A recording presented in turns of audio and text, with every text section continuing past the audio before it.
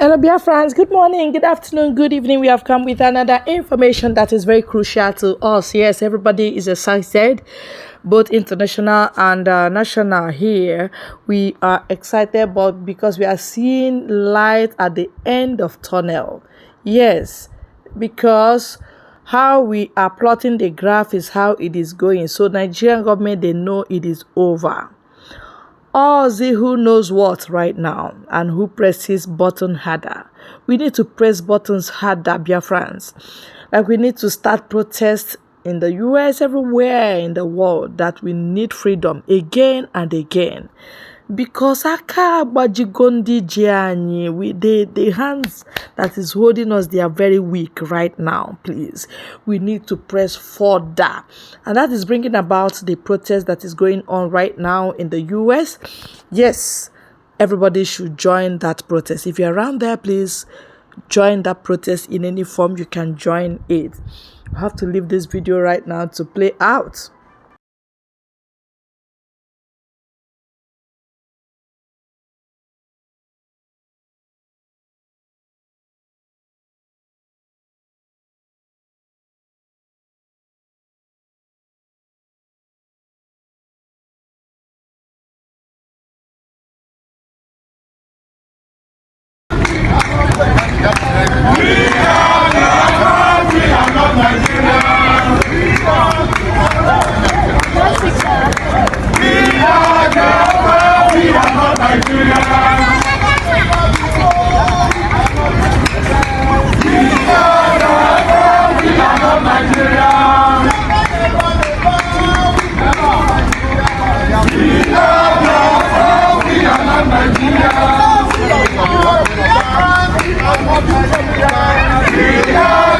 Hello, good about SVU. I'm in a trending video in what look like more people joining Sabonepa to renounce Nigerian citizenship. We are seeing a group of Nigerians, perhaps the Biafrans, Igbos, chanting, "We are Biafrans, we are not Nigerians." It looks as if what a senator said, that the government should take action urgently before people start believing Sabonepa. It's like, it looks as if people already believe in him. It's not a matter of whether people have started believing him. The point is that, what is he trying to achieve? I saw something he posted recently, that people should not be attacking him because of the Biafran something that he knows that when the time comes, people will understand the direction he is going. But if you come to, where I see he is trying to make a deep impact is on the diplomatic and the global level.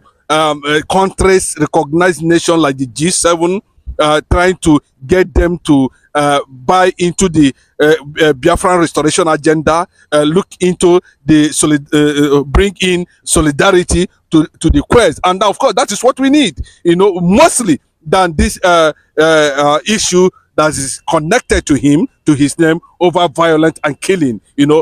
Yes, I understand the direction he was going when he said that, you cannot continue to watch why Nigerian terrorist military, army, could not, police together could not to, kill Biafrans, without any form of provocation. If you permit me to jump in here, because we understand that as it stands, the Igbos are resolute that they want to go.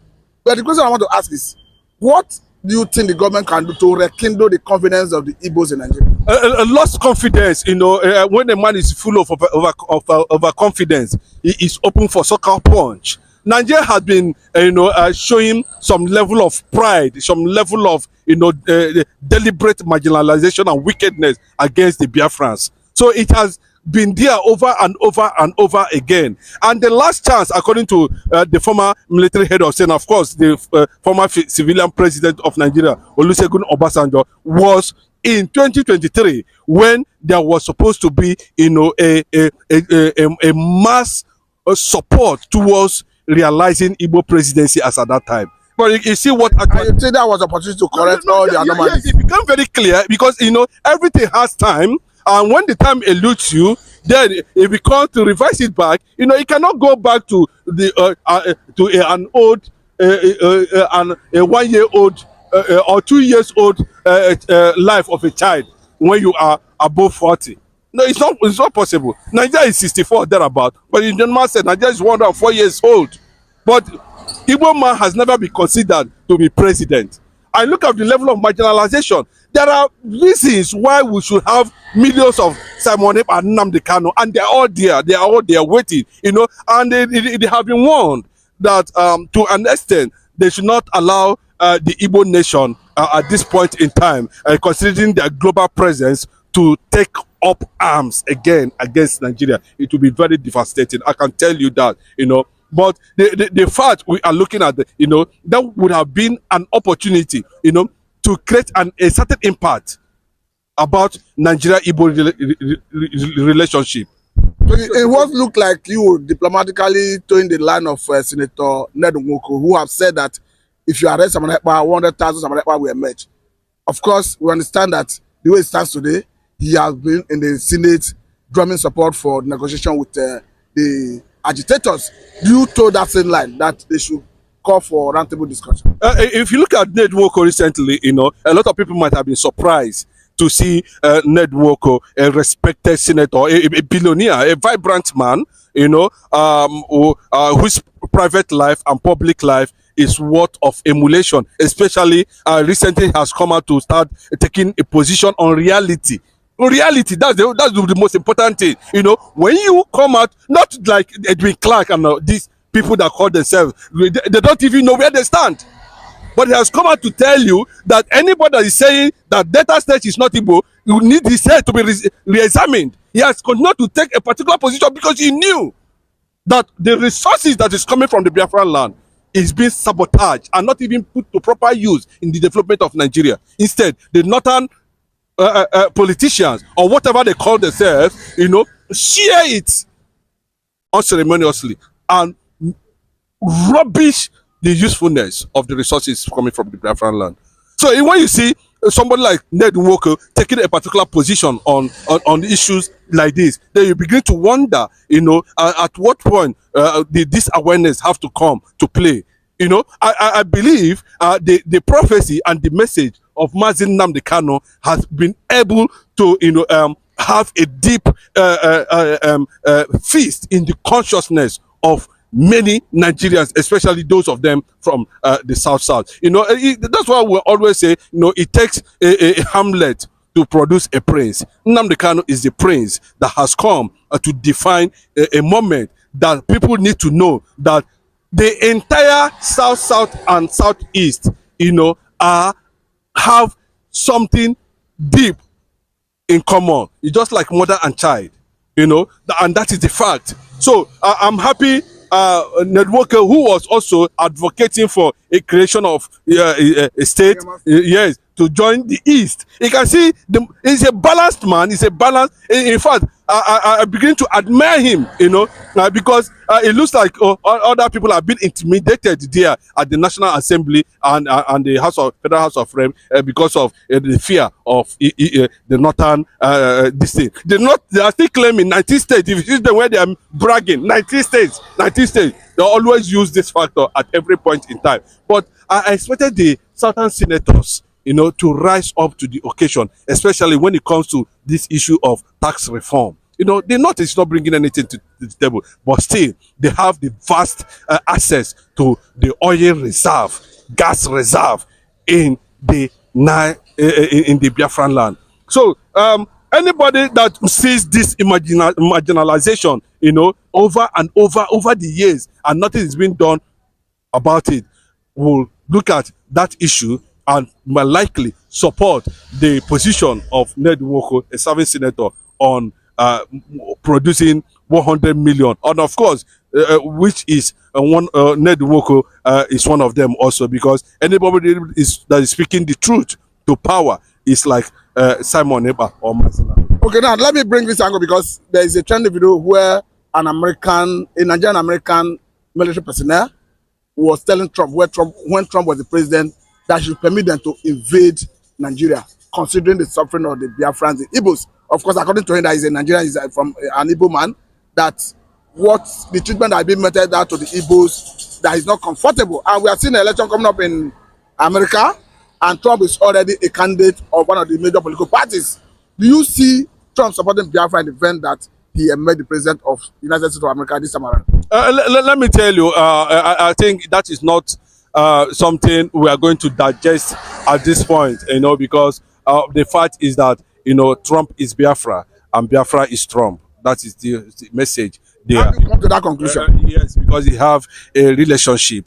He's being relational. His allies, especially people from the land of Israel, understand the plight of the Jews in West Africa, which are Igbos, what they are going through, how they are being killed by Boko Haram, how the government has suppressed and oppressed them for over 104 years now, and the oppression still continues, and how Igbos at every point in time, struggle, become the only tribe in this country that struggle for survival at every point in time, 24 hours working, sweating.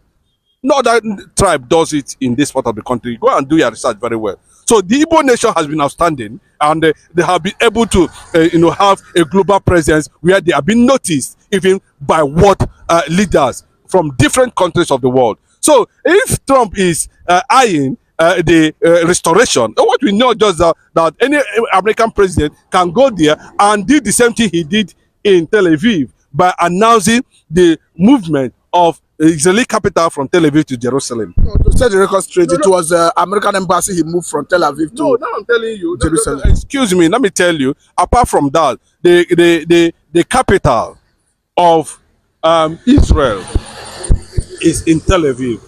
The capital of Israel now is in Jerusalem. Please take note of that.